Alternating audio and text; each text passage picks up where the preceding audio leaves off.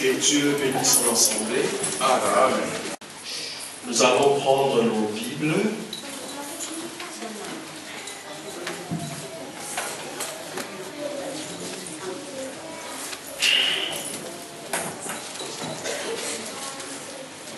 Nous avons nos yeux fermés. Nous avons nos yeux fermés. Seigneur Jésus, nous bénissons encore ton nom pour ce moment que tu nous accordes, afin de nous parler de ta part. Permets que ce moment nous soit donné favorablement de ta part, afin que tout ce que nous allons dire en ces lieux puisse trouver racine et une bonne terre dans nos cœurs. Parce que quand tu appelles le peuple, c'est pour leur donner des ordonnances et leur donner la vie. Merci pour la parole que tu as prévue pour nous aujourd'hui. En ton nom Jésus que j'ai ainsi prié. Amen. Amen. Nous allons prendre nos Bibles.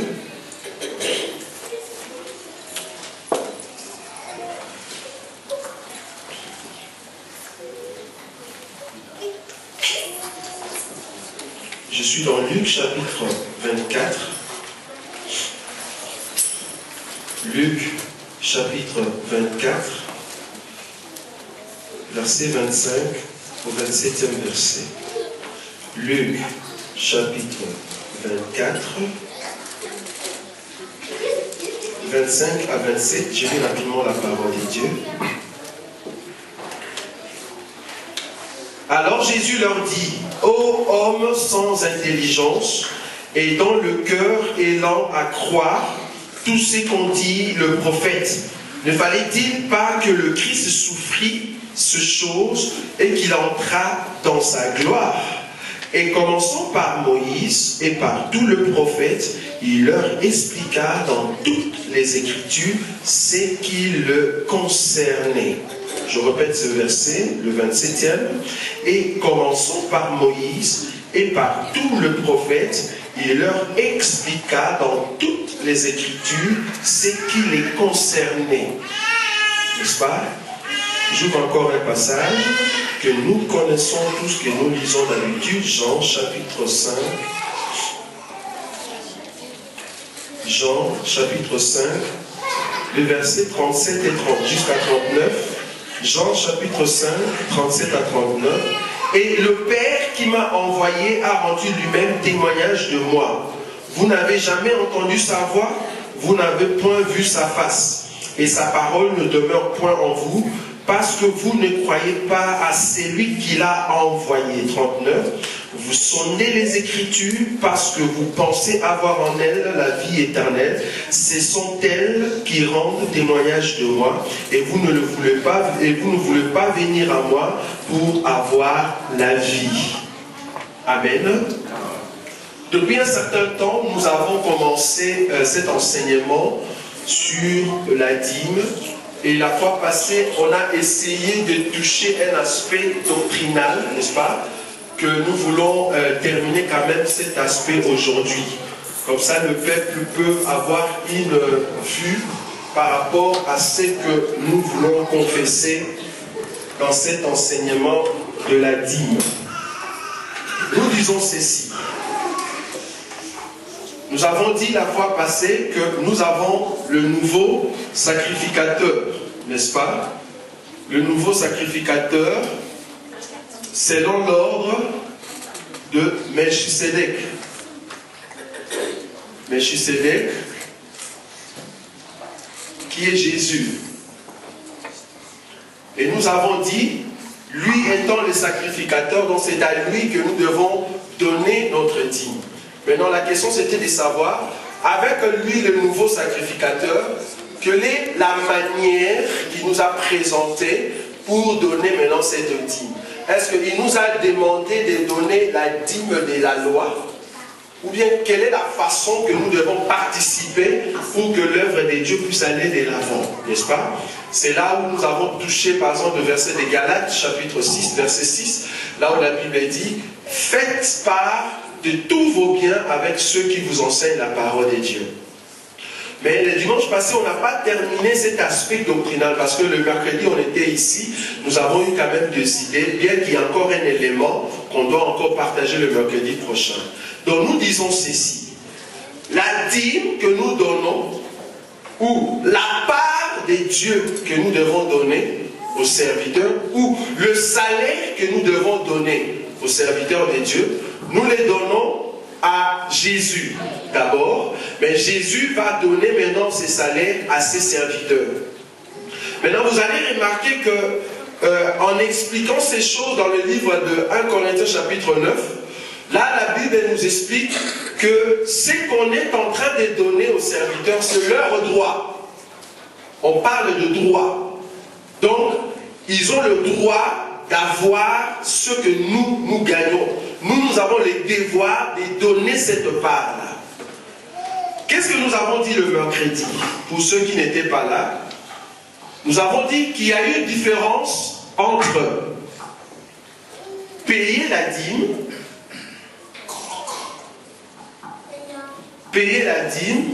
et donner la dîme.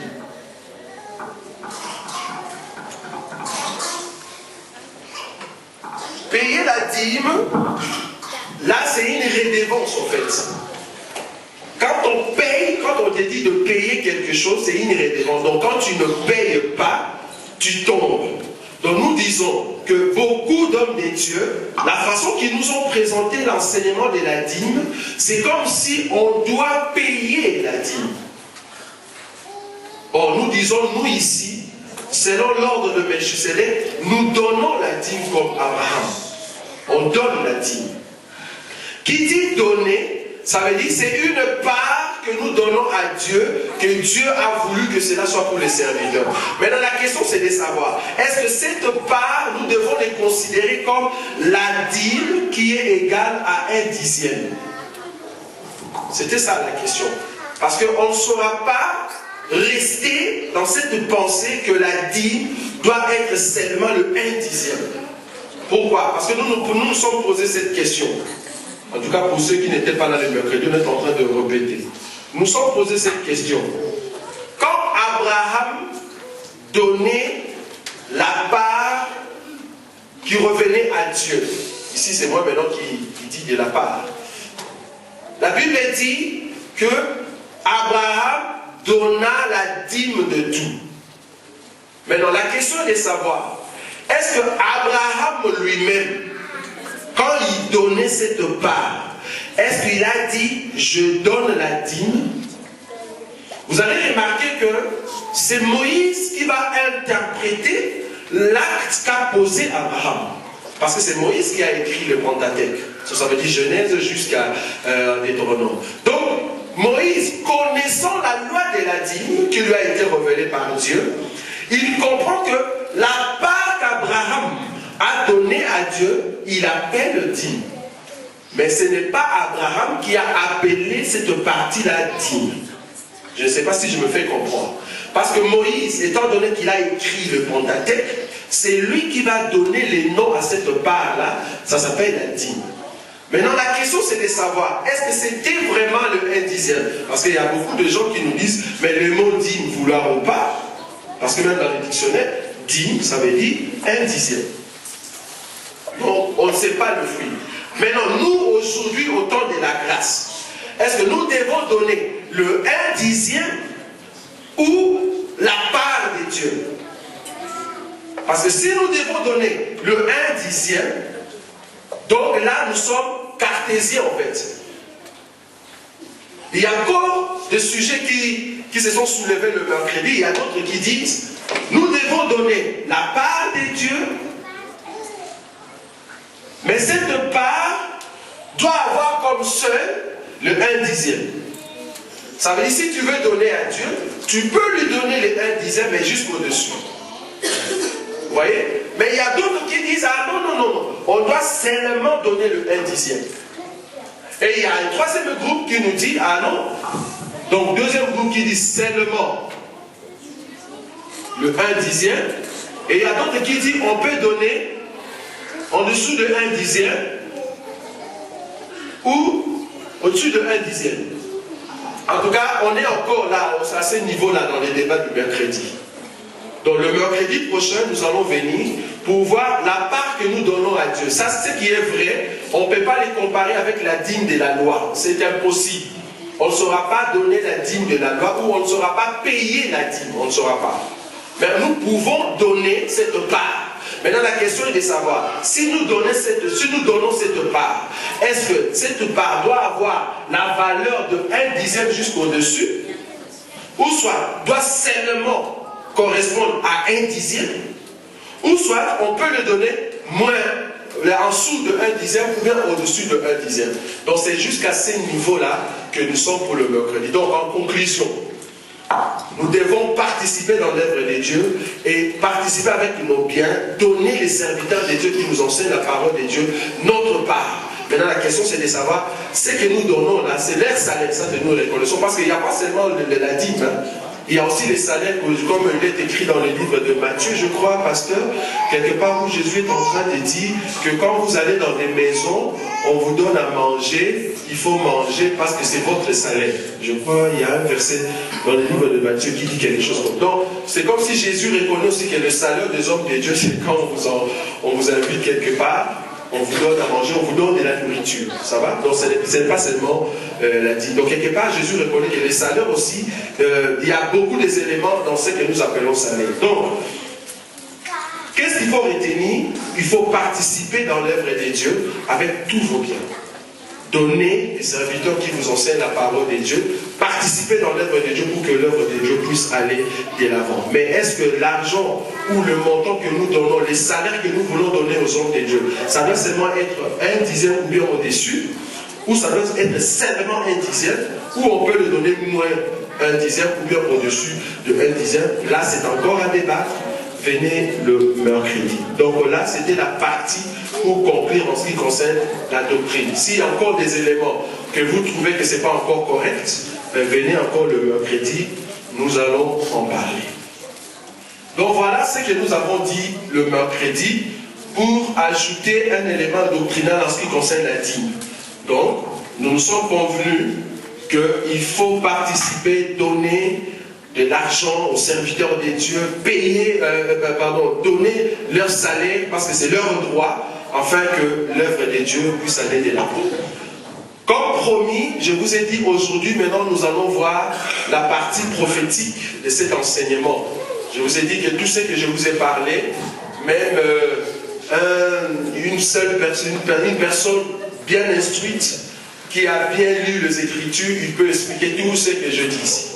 Il peut l'expliquer. Il suffit de voir la Bible, comprendre comment on joue avec la dîme, il peut l'expliquer. Mais maintenant, nous voulons prêcher en ce qui concerne la dîme. Nous avons lu un verset dans le livre de Luc, chapitre 24, là où Jésus a rencontré deux personnes sur le chemin d'Emmaüs. Et ces deux personnes se promenaient et Jésus leur a rencontré. Ils ont commencé à parler sur la mort de Jésus. Et à un moment, maintenant, Jésus va commencer à leur poser la question, là où nous avons lu dans le verset 25. Il a commencé à expliquer le Christ depuis Moïse, dans les prophètes et dans le psaume. Et dans les livres de Jean, on nous a dit que le pharisien sondait les Écritures et Jésus leur a dit, les Écritures parlent de moi. Alors si Jésus a commencé à expliquer depuis Moïse jusqu'aux prophètes de paroles qui lui concernaient, donc nous comprenons, quand je dis Moïse, quand Jésus dit Moïse, qu'est-ce qu'il voulait dire par Moïse? Il voulait juste dire, dans le livre de Genèse, Exode, Lévitique, Nombre et Deutéronome. Donc quand il dit, en commençant par Moïse, aux prophètes, même le psaume, il voulait juste dire qu'il parlait de Genèse, Exode, Lévitique, Nombre, Deutéronome. Donc ça veut dire le Pentateuque, les livres que Moïse a écrits. Alors là, maintenant, Jésus va commencer à expliquer à ses disciples quelles sont les paroles qui lui concernaient. Or, vous savez, comme nous avons vu dans le livre de Genèse en ce qui concerne la dîme, donc nous voulons maintenant expliquer Jésus dans la dîme qui est dans Genèse et la dîme qui est dans les livres de Lévitique. Ça va? Donc c'est comme ça que nous allons procéder pour comprendre Maintenant, Jésus dans l'enseignement de la dîme. Nous allons lire un verset. Je suis dans les livres de Exode chapitre 32. Exode chapitre 32, pasteur. Versets 15 à 19. Exode 32, 15 à 19. Oui. Moïse, retournant et descendit de la montagne, les deux tables du témoignage dans sa main. Les tables étaient écrites de deux côtés, elles étaient écrites de l'un et de l'autre côté. Les tables étaient l'ouvrage de Dieu et l'écriture était l'écriture de Dieu gravée sur les tables. Josué étendit la voix du peuple qui poussait des cris et il dit à Moïse, il y a un cri de guerre dans les camps. Moïse répondit, ce n'est ni un cri des vainqueurs, ni un cri de vaincus. Ce que j'attends, c'est la voix des gens qui chantent.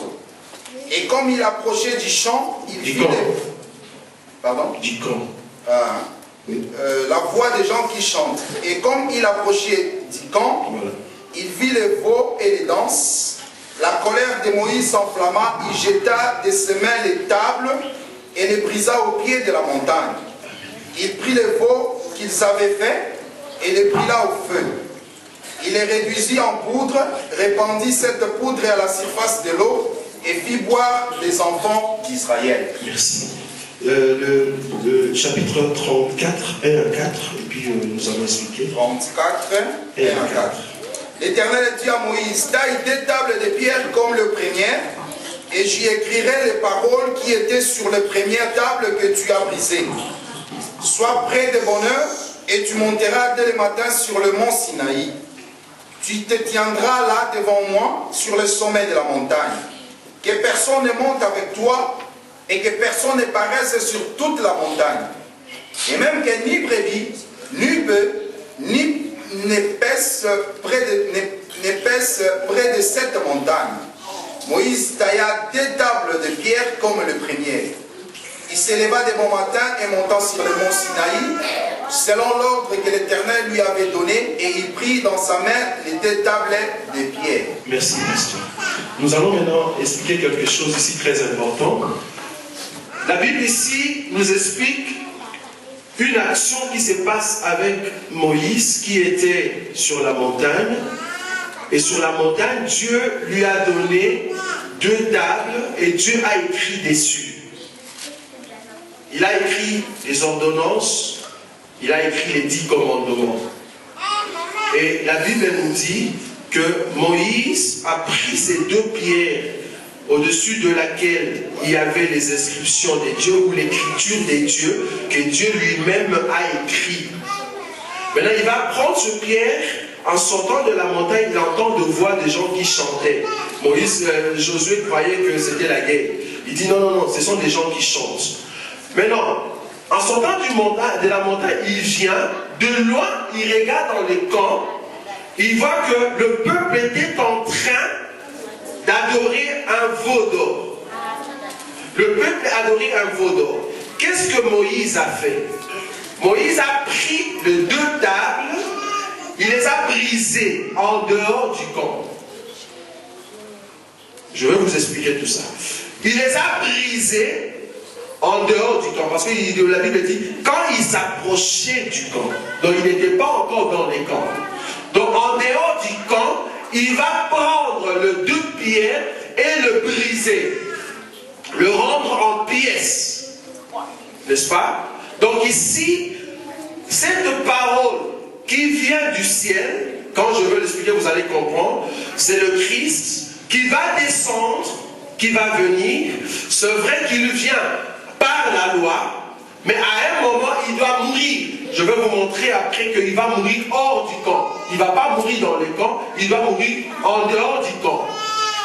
Alors, il va se briser, il va mourir, mais après il va ressusciter, ça veut dire rentrer.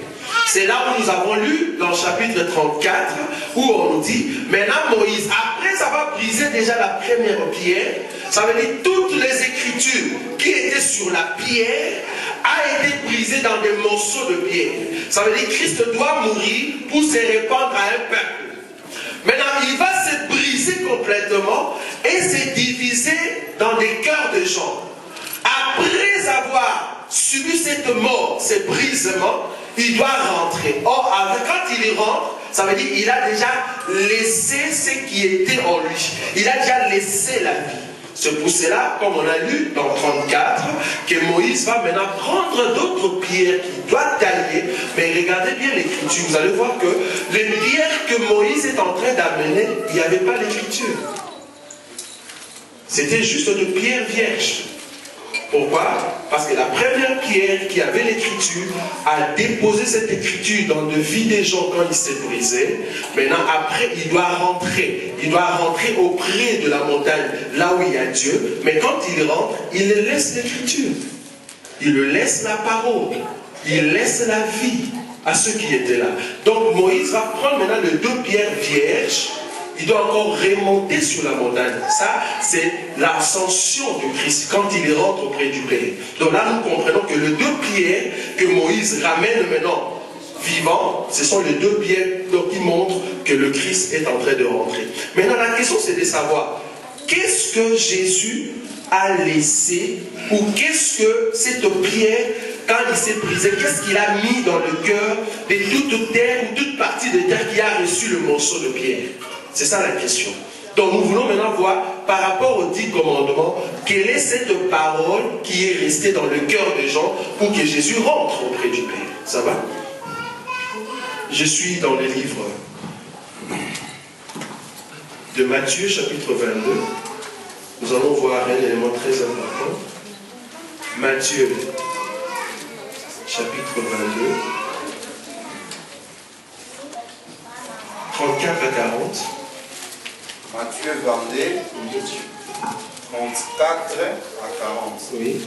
Les pharisiens ayant appris qu'il avait réduit au silence les Sadducéens, se rassemblèrent. Et l'un des docteurs de la loi lui posa cette question pour l'éprouver. Maître, quel est le plus grand commandement de la loi? Jésus lui répondit, tu aimeras le Seigneur ton Dieu de tout ton cœur, de toute ton âme et de toute ta pensée. C'est le premier et le plus grand commandement. Et voici le second, qui lui est semblable. Tu aimeras ton prochain comme toi-même. De ces deux commandements dépendent toute la loi et les prophètes. Jean chapitre 13, 34 à 35. Jean chapitre 13, 34 à 35. Je vous donne un commandement nouveau, aimez-vous les uns les autres. Comme je vous ai aimé, vous aussi aimez-vous les uns les autres. À ceci, tous connaîtront que vous êtes mes disciples, si vous avez de l'amour les uns pour les autres. Amen. Donc, il y a une question qu'on a posée à Jésus par rapport à la loi. Il y a un docteur qui lui pose la question, Jésus, c'était pour le prouver, il lui demande, parmi toutes les lois, donne-nous seulement une loi, et que cette loi-là puisse représenter en fait toutes les lois. Donc si on le pratique, c'est bon. Jésus leur donna, tu aimeras ton Dieu de tout ton cœur, comme il a cité. Et puis après, il vient dire aux apôtres, le seul commandement que je vous donne, c'est de vous aimer les uns et les autres. Donc nous comprenons dans toutes les lois, les 10 commandements, la loi capitale, qui est la dîme de la loi, c'était l'amour. Donc dans le 10 commandements de Dieu, Jésus va leur dire, ce qui est important dans les 1/10, c'est l'amour.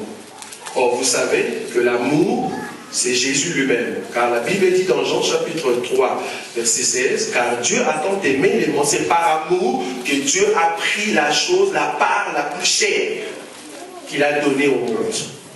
Donc, Dieu nous a donné la dîme, qui est son amour. Il nous a donné le 1/10 de son amour. Quand je dis 1/10, ce n'est pas que Jésus ne représente pas les 100%. Je dis ici par rapport à la meilleure part. Ça va? Je le dis par rapport à la meilleure part de Dieu. Dieu qui nous a tant aimés, il nous a donné la meilleure part, ce qui est cher pour lui. Il prend, il nous donne. Donc c'est le Seigneur. Donc nous comprenons que dans les 10 commandements, la dîme des 10 commandements, c'est l'amour. Et cette dîme, c'est Christ. Cet amour, c'est Christ. Cet amour que Dieu a éprouvé pour nous aimer, pour nous enlever du péché, pour nous donner la vie, il nous a donné Jésus, il nous a donné son Fils. Son Fils, c'est la dîme, c'est l'amour de Dieu. Ça, c'est le premier élément. Deuxième élément, là je parlais de 10 commandements et on a pris juste un commandement qui est l'amour, qui est la dîme de 10. Et on nous dit c'est ça qui donne la vie. Je suis dans les livres de Exode. Nous allons voir encore quelque chose de très important. Exode chapitre 16. Beaucoup connaissent cette histoire, mais ils n'ont jamais vérifié au fait c'était quoi cette chose dans l'arche. Je suis dans les livres de Exode chapitre 16, versets 31 à 36, pasteur. Exode 16, 31 à 36. La maison d'Israël donna à cette nourriture le nom des mannes. Elle ressemblait à de la graine des coriandres. Elle était blanche et avait le goût d'un gâteau au miel. Moïse dit, voici ce que l'Éternel a ordonné. Qu'un omer rempli de manne soit conservé pour vos descendants, afin qu'ils voient le pain que je vous ai fait manger dans le désert après vous avoir fait sortir du pays d'Égypte.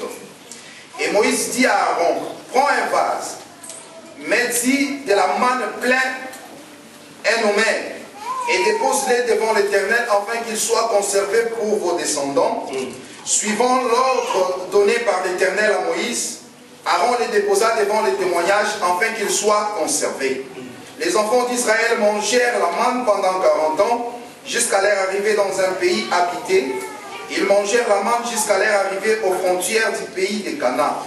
L'omer est la 10e partie de l'épha. 36, vous avez la version, pasteur, s'il vous plaît. L'omer est la 10e partie de l'épha. De l'épha ou l'épha.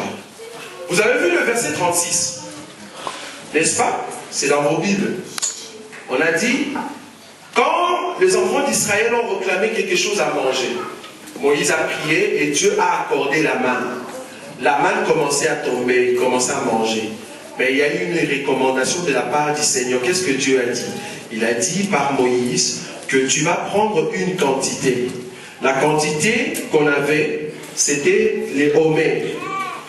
Homère, c'est une quantité en forme de vase qu'on a mesuré, qu'à l'intérieur de laquelle on doit mettre la manne.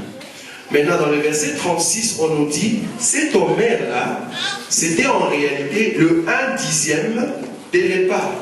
Or, vous allez remarquer que cet homère-là, qu'on avait mis dans le vase, c'est ça que nous appelons la manne cachée. Ça veut dire le vase plus la manne qu'on mettait dans l'arche. Donc la quantité qui était dans l'arche de Dieu, c'était les homères. Homère, c'était la dîme de l'épha. Je ne sais pas si je me fais comprendre. Donc, la manne qui était cachée dans l'arche, c'était le 1/10 d'une quantité. C'était la dîme d'une quantité. Or, vous savez que la manne cachée, quand je parle de la manne cachée, ça veut dire les homères, la dîme de l'épha, la manne cachée qu'on mettait dans l'arche, c'est Christ. Parce qu'il est dit, quand il parle du pain qui descend du ciel, vos pères ont mangé la manne dans le désert, ils sont morts, mais moi je suis le pain qui descend du ciel. Là je suis dans les livres de Jean, chapitre 6, verset 28, que nous allons lire. Jean 6. Oui. On va lire deux versets, là. 6, 28 à 38. 28.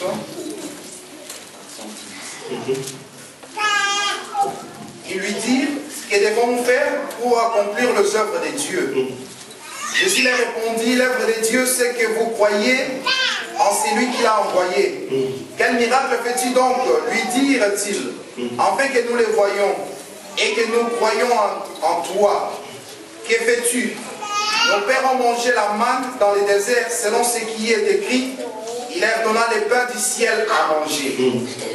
Jésus leur dit, en vérité, je vous l'ai dit, Moïse ne vous a pas donné le pain du ciel, mais mon Père vous donne le vrai pain du ciel. Car le pain de Dieu, c'est celui qui descend du ciel et qui donne la vie au monde. Et lui dire, Seigneur, donne-nous toujours ce pain. Jésus leur dit, je suis le pain des vies. Celui qui vient à moi n'aura jamais faim. Et celui qui croit en moi n'aura jamais soif. 47 à 51, verset. 47. 51. En vérité, je vous l'ai dit, celui qui croit en moi a la vie éternelle. Je suis le pain de vie. Vos pères ont mangé la manne dans le désert et ils sont morts. Amen. Amen. Ici, je suis en train d'expliquer que Christ, la révélation de l'enseignement que je vous présentais sur la dîme, je vous ai montré du côté de la lettre, je vous ai montré aussi du côté des doctrines. Donc, doctrinalement, nous disons qu'il faut donner le salaire des hommes de Dieu. C'est leur droit. Et nous, nous sommes dans le devoir de le faire.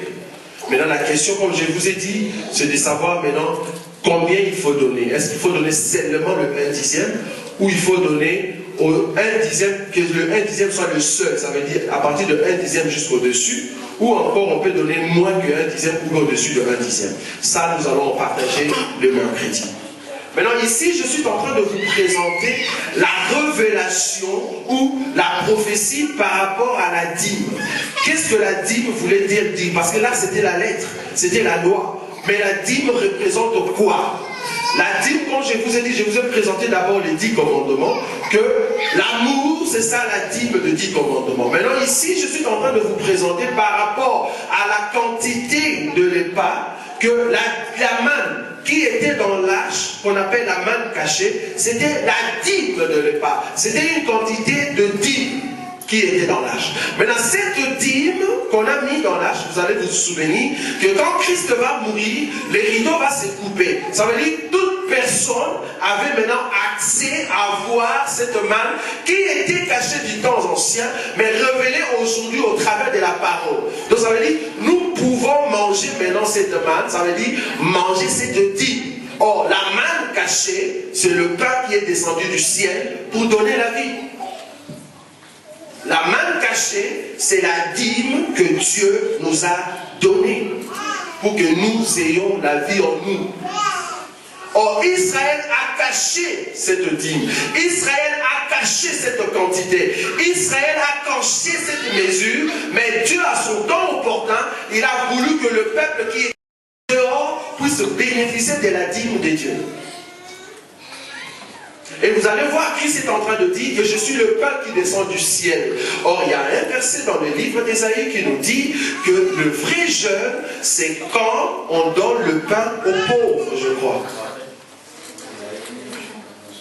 Donc, Dieu qui nous a donné la dîme, en réalité, il était en jeûne. Parce qu'il voulait donner aux pauvres la vie, il prend son pain et il donne. Donc il était en jeûne. Et dans les livres d'Ecclésiaste, on nous dit, jette ton pain parce que tu vas le retrouver après. Le pain qu'on a jeté sur nous, c'était la dîme. Et Dieu l'a retrouvé après, comme je vous ai dit dans les 10 commandements, que Moïse doit encore tailler les 2 pierres après et remonter sur la montagne. Jésus, en venant, il nous a donné sa vie. C'était la part que Dieu a voulu nous donner. C'était la meilleure part. La Bible l'appelle dans le livre de Lévitique la portion consacrée. La part de Dieu. Dieu nous a donné son enfant, il nous a donné son fils afin de nous sauver, de ôter le péché dans nos cœurs. Je me rappelle encore d'un verset où Jésus est en train de dire, vous êtes heureux parce que le royaume des cieux est au milieu de vous. Le royaume des cieux qui est au milieu de nous n'est pas venu dans sang sur sang. Il est venu dans sa forme d'image ou dans sa forme de la dîme. C'est pour cela que le peuple ne pouvait pas saisir cette opportunité à part ceux qui étaient destinés à recevoir la grâce de Dieu au travers de la dîme de Dieu. Jésus est la dîme qui donne la vie. Jésus, c'est la dîme qui change notre état. Jésus, c'est la dîme qui guérit. Jésus, c'est la dîme qui délivre. Jésus, c'est la dîme qui chasse les démons. La Bible dit, une personne qui donne sa dîme, dans son cœur, il y aura la crainte de Dieu. Donc Israël va d'abord commencer à donner cette dîme afin que les autres puissent en profiter pour que la vie entre dans nos cœurs. C'est vrai, nous pouvons donner la dîme à l'église. Mais est-ce que dans nos cœurs, nous avons la vraie dîme?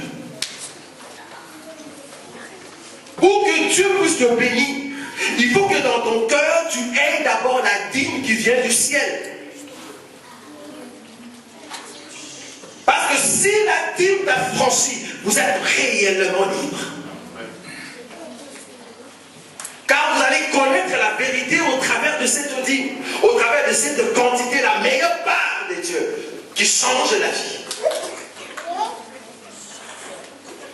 Quand cette dîme est venue dans le monde, il a dit, venez à moi, vous tous qui êtes chargés et fatigués, je vous donnerai du repos. Dans la dîme, nous trouvons le repos. Ici, je ne suis plus dans la dîme que vous voyez là. Je suis maintenant dans la dîme qui est la personne de Jésus. Israël a voulu cacher ce Seigneur. Israël a voulu cacher cette dîme depuis longtemps. Mais à un temps opportun, Dieu a voulu que cette dîme vienne au milieu d'un peuple étranger, que les étrangers, les pauvres, puissent en profiter et que leur vie change. Vous n'avez pas de part dans cet héritage, mais Dieu a voulu, à un temps opportun, que la dîme entre dans votre cœur, que vous puissiez le manger, que cette dîme transforme votre état. C'est comme ça que vous êtes appelés enfants de Dieu. Cette dîme dans l'arche, c'était dans des vases. La vie qui était cachée à l'intérieur a été couverte par une matière en argile, peut-être, qu'on a peint d'or. Mais maintenant, cette dîme doit se révéler au peuple pour que ceux qui étaient étrangers puissent bénéficier de la grâce de Dieu. Maintenant là, du fait que nous comprenons maintenant la dîme, nous avons maintenant la vue claire sur la prophétie de la dîme. Nous savons que la meilleure part que Dieu pouvait nous donner, c'était de nous donner son enfant. La meilleure partie que Dieu avait entre ses mains pour sauver l'humanité, c'était son enfant. C'était son fils. C'est ça la part de Dieu, que Dieu nous a voulu nous sauver. Maintenant, par rapport à la dîme de la loi, parce que je vais toucher la dîme d'Abraham après, je vais d'abord toucher la dîme de la loi. C'est facile à voir pour ceux qui sont nos aigles. On l'a déjà vu depuis qu'on a commencé l'enseignement. Je vous ai dit que dans la dîme de la loi, nous avions la dîme personnelle.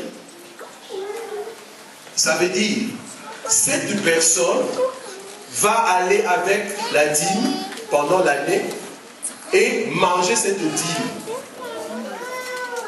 Première année, deuxième année, troisième année, il donne aux pauvres. Aux pauvres. Il donne aux pauvres et aux lévites. Aujourd'hui, je vais d'abord toucher cette dîme ici. La Bible dit, à la troisième année, cette personne va prendre la dîme, la personne ici, va prendre cette dîme à la troisième année, il va le faire sortir de sa maison. Donc vous comprenez que la première année, cette dîme bénéficie pour cette personne. Il a mangé et sa vie a été couverte de toutes les vitamines de cette dîme-là. Sa famille a bénéficié de la dîme que Dieu lui avait donnée la première année. La deuxième année, même chose. Mais la troisième année, la Bible dit, il va prendre cette dîme. Comme je vous ai dit la fois passée que la dîme personnelle, c'est manger toujours en Jérusalem. Mais ici, vous allez voir qu'à la troisième année, la Bible dit, il va prendre cette dîme, cette personne ici, il va le faire sortir dehors. Il va chasser la dîme de sa maison. C'est ça le mot. Il va se libérer de cette dîme, de cette portion consacrée. Il y a même une parole qui m'a choqué dans le livre de Deutéronome. Deutéronome, chapitre 26, verset 12 à 14. Deutéronome 26, 12 à 14. 12 à 14. Oui. Lorsque tu auras achevé d'élever toute la dîme de tes produits, la troisième année, l'année de la dîme, tu la donneras aux Lévites, à l'étranger, à l'orphelin et à la veuve. Et ils mangeront et se rassasieront dans tes portes. Tu diras devant l'Éternel ton Dieu, j'ai ôté de ma maison ce qui est consacré. J'ai ôté de ma maison ce qui est consacré. Et je l'ai donné aux Lévites, à l'étranger, à l'orphelin et à la veuve, selon tous les ordres que tu m'as prescrits. Je n'ai transgressé ni oublié aucun de tes commandements. Je n'ai rien mangé de ces choses pendant mon deuil. Je n'en ai rien fait disparaître pour un usage impur. Et je n'en ai rien donné à l'occasion d'un mort. J'ai obéi à la voix de l'Éternel mon Dieu. J'ai agi selon tous les ordres que tu m'as prescrits. Merci. Suivez-moi ici. La personne qui parle ici, c'est Moïse qui est en train de donner des ordonnances. Mais la personne qui est en train de dire que j'ai ôté cette dîme de ma maison à la troisième année, c'est Israël. Israël va prendre la dîme. Il va le chasser de la maison. Il va le trahir pour que la dîme puisse mourir. Je suis dans la prophétie. Après la troisième année, parce que vous allez vous souvenir que la dîme nous a dit ceci. La dîme a dit que je travaille aujourd'hui, demain et après-demain. Après-demain, je m'en irai. Donc il parlait de ces 3 ans de ministère, de ces 3 ans qu'il va faire avec Israël. Mais à la troisième année, Israël va le chasser de la maison, il va l'enlever de la maison pour que le Lévite, les étrangers ou le pauvre puissent en profiter. C'est comme ça que Christ, à la troisième année, va être tué en dehors du camp. Là où les pauvres vont en profiter. Le pauvre ici, nous l'avons dit et nous l'enseignons toujours, ce ne sont pas les pauvres comme vous le passez. Quand je parle de pauvres, c'est l'orphelin, veuve et l'étranger. Nous avons dit ce peuple représente ceux qui ont reçu la parole dans leur vie. Ceux qui apportent la sémence de Dieu, ceux qui ont la vie de Dieu en eux. Ce sont eux qui ont profité de cette dîme à la troisième année. Pourquoi? Parce que Israël a rejeté la dîme, Israël a poussé la dîme en dehors de sa maison pour que le peuple puisse en profiter. Et c'est comme ça que nous avons la vie.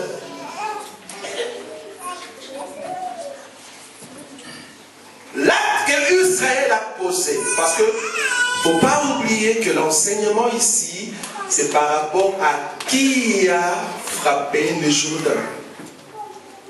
Je dis bien, l'acte que Israël a fait, qu'il a posé, derrière tout ça, il y avait le Père. C'est Dieu lui-même, dans la prophétie ou dans la loi, il a déjà montré que la dîme va être chassée à la troisième année. Dieu avait déjà prévu que la dîme doit être chassée à la troisième année. Et il a dit à Israël, à la troisième année, la dîme ne peut pas rester dans votre maison, il faut le chasser. Il doit être tué en dehors du camp, en dehors de la maison, pour que le pauvre puisse en profiter. C'était un plan que Dieu a tracé, mais c'était un plan de salut pour toi et moi. Donc nous avons la vie parce que Israël a rejeté la dîme. Si nous avons la vie aujourd'hui, parce qu'à la troisième année, Israël a crucifié la dîme. Et nous avons aujourd'hui la vie au travers de cette dîme qui est Jésus. Donc vous comprenez que la dîme de la loi n'explique rien d'autre, parce que vous comprenez que la loi n'est rien d'autre que l'ombre. Et que la réalité c'est en Christ. Christ et Jésus, c'est la réalité, c'est la vraie dîme.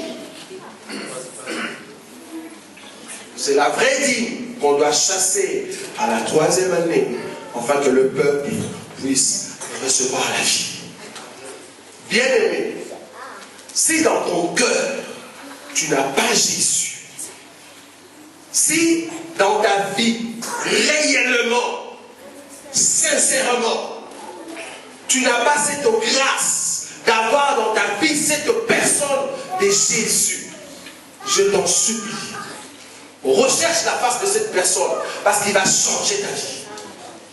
Si tu es étranger, sache-le que ce monde ne t'appartient pas et que c'est le moment est venu où tu dois aller en dehors du camp et manger la dîme.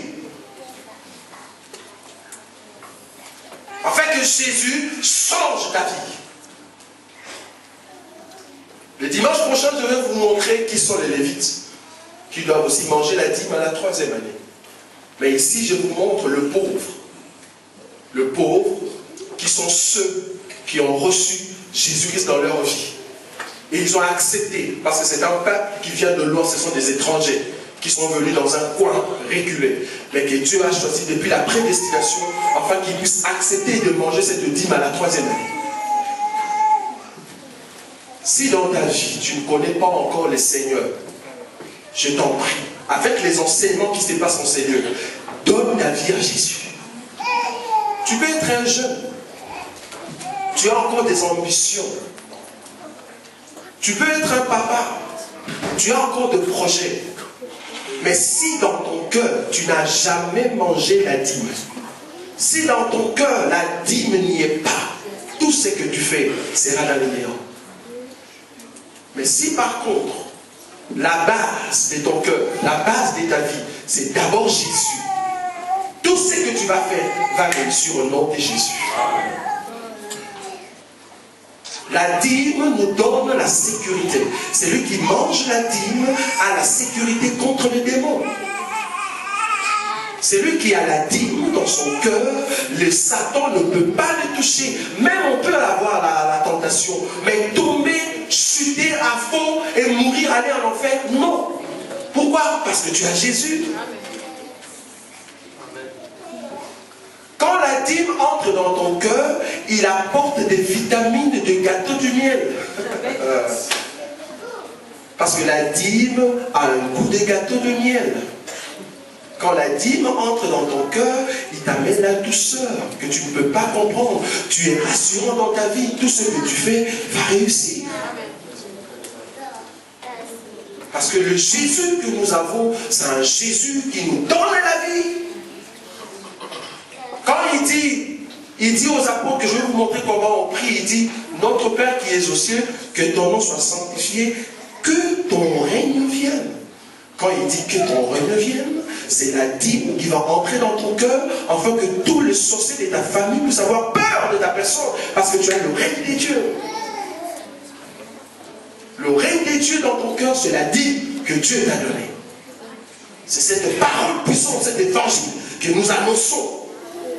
Souvenez-vous que la parole qui est écrite sur le pierre doit rester sur la terre, parmi ceux qui portent le nom de Dieu, et qu'après les pierres vont rentrer vides, parce que Dieu a déversé en nous sa parole.